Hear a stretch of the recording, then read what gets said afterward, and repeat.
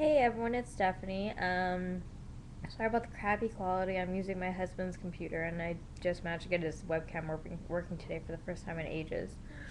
Um, for those of you who don't know, my vlogs on our topics may be delayed or bad quality for the next little bit. My daughter Caitlin thought it would be fun yesterday to projectile vomit all over my laptop, and she managed to kill it. So that'll make my vlogging a little more difficult.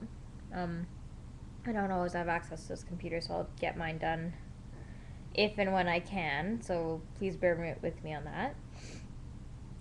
But enough of that. Let's go on to this week's topic, which is toddler tantrums. What to do when your toddler tantrums.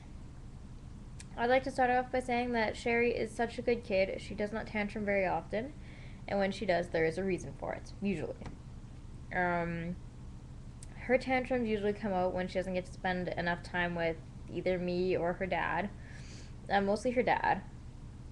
She's a daddy's girl, and he works during the day, long hours, and he works a lot of weekends and does a lot of overtime, so she doesn't get a ton of time with him some weeks. Especially if there's hockey games in the evenings, we both work those, so there's some weeks where she sees him maybe 2 evenings a week, 3 evenings a week, and it's really hard on her. And that's usually where her tantrums come in. That or she has the occasional little bit of jealousy, but that doesn't happen very often. What we like to do with her, she has two different kinds of tantrums. She has the upset, I'm not getting my way, I'm frustrated tantrum, which is pretty much going limp, crying, getting like just going limp and crying and whining and crying please, please, please if she wants something that we're not letting her have. And then she has the violent outburst. I'm mad as hell. I'm going to make you pay for whatever you've done. Whatever you took away from me, you're going to pay for it. Tantrum. Um, when she has her meltdowns, the non-violent type, usually we used to try to distract her, but she just gets mad at that now. Like, she's 30 months old, she's 2.5. She doesn't like to be distracted by it. She just wants to get what she wants. And when she doesn't get that, we have to tell her, like, we talk to her about it. And we'll sit down and we'll look her in the eye and we'll say, I'm sorry, but you don't always get what you want. And you need to calm down and act like a big girl because this is how it has to be. And usually that calms her down a little bit, and then we'll sit, we'll talk to her, then we'll give her a hug and tell her that we love her, and then she's usually fine.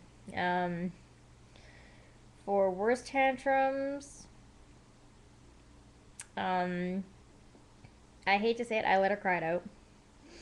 I've put her on the floor in front of a mirror before and just let her yell at herself when she's mad. Um, Quite frankly, she's discovered that when no one cares if you're tantruming, it's not nearly as much fun. Um, but that also has bred the other kind of tantrum, the more violent tantrum, out of her for those times when she actually, like, she needs that attention that she gets when she tantrums. And that usually comes out when she's jealous or she feels like she hasn't had enough time with us or something. Um, so with those ones, because she does hit when she gets mad enough, she doesn't do it very often, but she will smack, she will kick, she will throw things. And with that, we have implemented timeouts. We've been using timeouts for about a year now, and they work great for her. They work really well to calm her down, which is what we like to see. And we have a black chair in our living room that we just turn to face the wall. She sits in there. If she doesn't want to sit still, if she gets up or tries to get up, she sits for longer. Usually we only do 5-10 minutes at a time, but she has been in there up to 45 minutes because she kept climbing out of the chair. But she doesn't usually climb out anymore just because she knows she'll end up sitting in the chair for as long as it takes for her to calm down and learn. And with the more violent outbursts, we've also made it so that she has to apologize.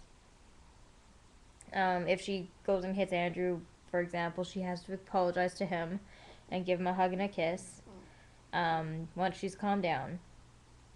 And we've done that just simply so that, sorry, my computer screen just went black, but just simply so that she learns that when she does something mean like that, she does need to say sorry for it, and she should feel bad for it, and she always does. Um, Something we do to help head off tantrums is we praise every single good thing she does. Like, she is an excellent child. She is so good usually. Um, she's polite. She says please and thank you to everything. My mom's fiance actually uses her as an example for his 11 and 13-year-old boys. And he's literally looked at them and said, okay, the 2-year-old says please and thank you for everything even when she's mad. Why can't you guys say it? And like, so that's something we've done is we've taught her to be very polite. We've taught her to say please and thank you. We've praised her for every little thing she does well. Like, she's so good with us usually, and she's so good with her sister, and we make sure we let her know that she is a good girl and that she's awesome. Like, and she's very sensitive. So bringing out the good instead of the bad helps. Like, if you, there have been times where she's done something and we've maybe come down on her in a way that probably wasn't the best. Like, she's dropped something on the floor and she wouldn't pick it up, so we yell at her. Or we tell her go pick it up, or you don't, or you're going to bed or something like that. And she gets very sensitive about it. Or there have been times where she's gone to get something for one of us, and we say, no thanks, Sheri, we don't need it right now, and she cries because she thinks she's done something wrong. And with that, we just have to tell her, like, no, no, no, we appreciate it, we just don't want that right now. So she is very sensitive to criticism, so we try and keep that to a minimum and just leave it with praising the good, because the more we praise the good, the more likely she is to do it again. Um, so that's good with her. That helps head off the tantrums too if she knows she's a good kid. Um, in terms of tantrums in public, we've only had one really big tantrum in public, and that was right after we got home from our honeymoon. Sorry. We went out for dinner with my sister and her boyfriend, and Sheri was having none of it. She wanted her mommy and daddy to herself. Like, she went down for a nap, she woke up. Well, she went down for a nap after not seeing her parents for a week, for almost a week, and she woke up, and my sister and her boyfriend were there, and she wanted time with us and only us, and we went out for supper, a whole bunch more people, and she started having a fit at the table, so Andrew tried to take her outside, and she actually kicked a kid in the head as he was carrying her out.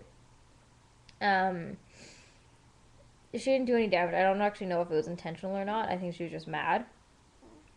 But pretty much when she tantrums in public, we try and remove her from the situation as best as possible. We'll take her out and talk to her and calm her down.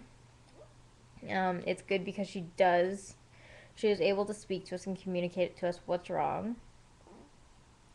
So it helps us kind of figure out a way to deal with the tantrums in a good way, because she can tell us why she's doing it more now.